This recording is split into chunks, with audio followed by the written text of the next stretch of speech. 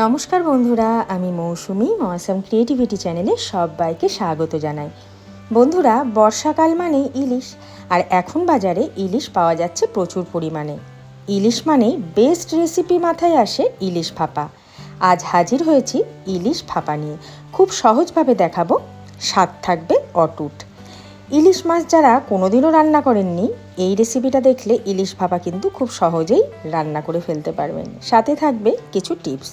চলুন রেসিপিটা শুরু করি।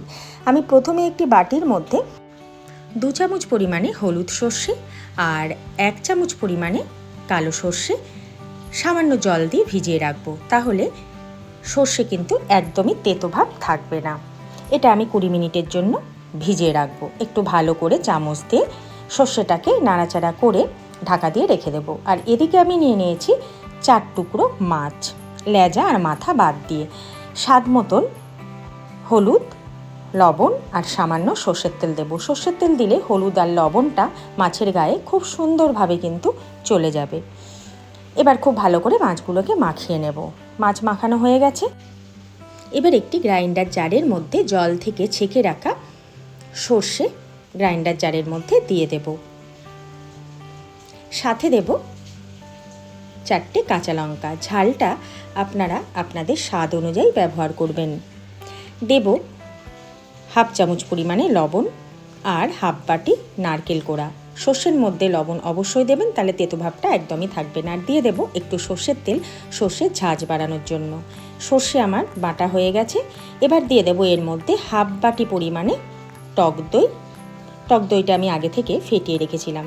আর দেব হলুদ। হলুদটা আমি সর্ষের তেলের মধ্যে একটু ফুটিয়ে নিয়েছি, তাহলে হলুদের কাঁচা গন্ধটা একদম চলে যাবে।